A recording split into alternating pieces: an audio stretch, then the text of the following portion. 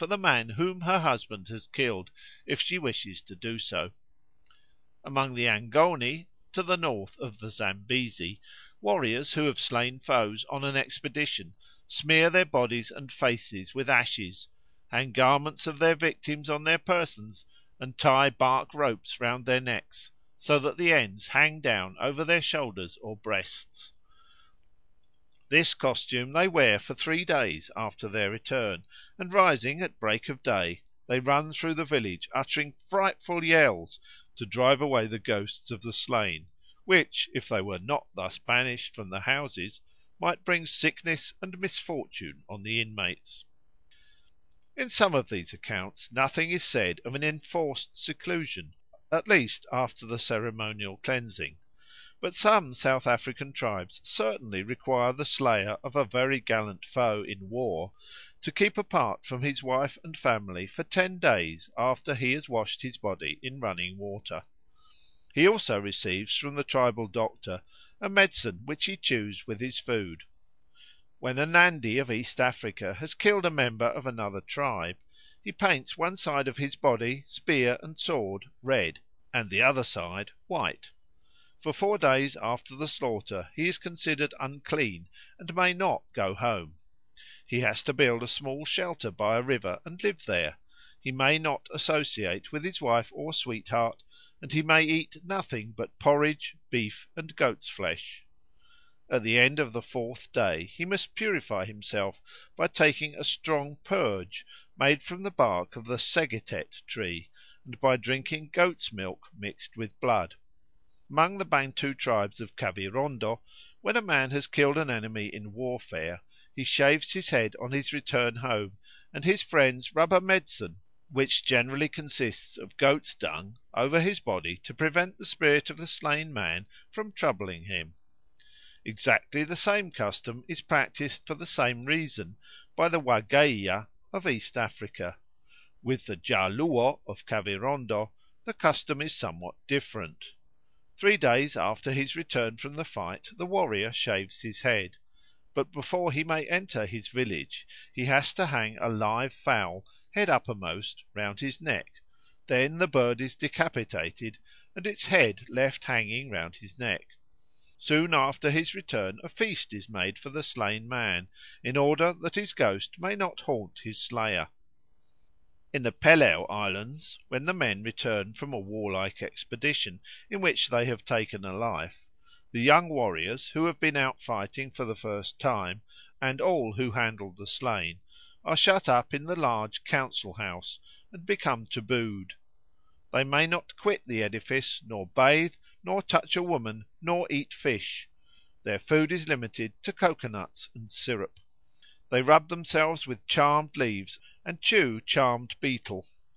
After 3 days they go together to bathe as near as possible to the spot where the man was killed.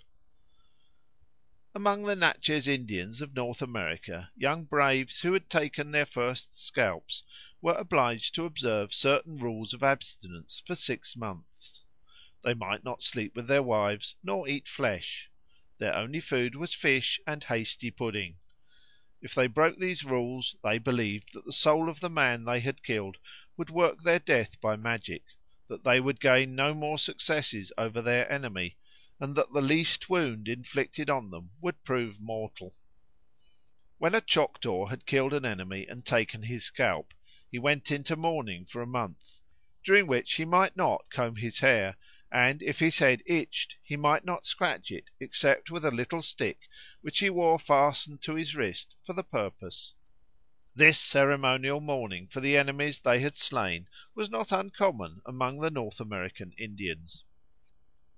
Thus we see that warriors who have taken the life of a foe in battle are temporarily cut off from free intercourse with their fellows, and especially with their wives, and must undergo certain rites of purification before they are readmitted to society.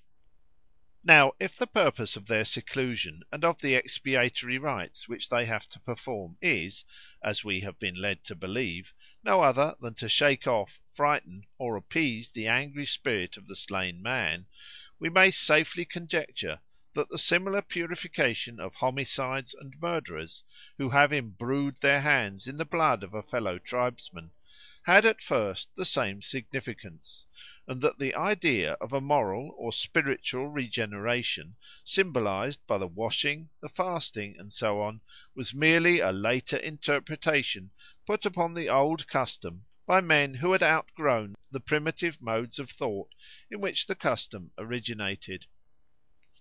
The conjecture will be confirmed if we can show that savages have actually imposed certain restrictions on the murderer of a fellow tribesman from a definite fear that he is haunted by the ghost of his victim.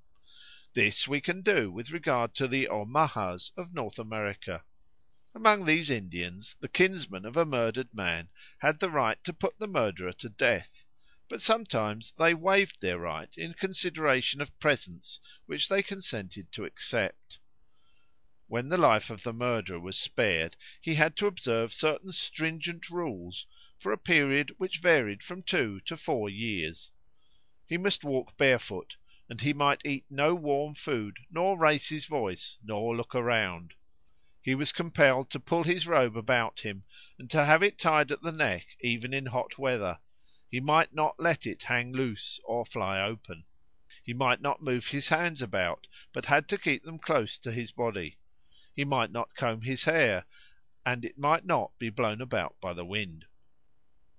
When the tribe went out hunting, he was obliged to pitch his tent about a quarter of a mile from the rest of the people, lest the ghost of his victim should raise a high wind which might cause damage. Only one of his kindred was allowed to remain with him at his tent. No one wished to eat with him, for they said, "If we eat with him whom Wakanda hates, Wakanda will hate us." Sometimes he wandered at night crying and lamenting his offence. At the end of his long isolation the kinsman of the murdered man heard his crying, and said, "It is enough. Begone and walk among the crowd. Put on moccasins and wear a good robe." Here the reason alleged for keeping the murderer at a considerable distance from the hunters gives the clue to all the other restrictions laid on him. He was haunted, and therefore dangerous. The ancient Greeks believed that the soul of a man who had just been killed was wroth with his slayer and troubled him; wherefore it was needful, even for the involuntary homicide, to depart from his country for a year, until the anger of the dead man had cooled down. Nor might the slayer return until the sacrifice had been offered and ceremonies of purification performed. If his victim chanced to be a foreigner, the homicide had to shun the native country of the dead man as well as his own. The legend of the matricide Orestes, how he roamed from place to place, pursued by the furies of his murdered mother, and none would sit at meat with him, or take him in, till he had been purified, reflects faithfully the real Greek dread of such as were still haunted by an angry ghost.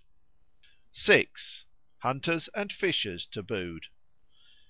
In savage society the hunter and the fisherman have often to observe rules of abstinence and to submit to ceremonies of purification, of the same sort as those which are obligatory on the warrior and the manslayer; and though we cannot in all cases perceive the exact purpose which these rules and ceremonies are supposed to serve, we may with some probability assume that, just as the dread of the spirits of his enemies is the main motive for the seclusion and purification of the warrior who hopes to take or has already taken their lives, so the huntsman or fisherman who complies with similar customs is principally actuated by a fear of the spirits of the beasts, birds, or fish which he has killed or intends to kill.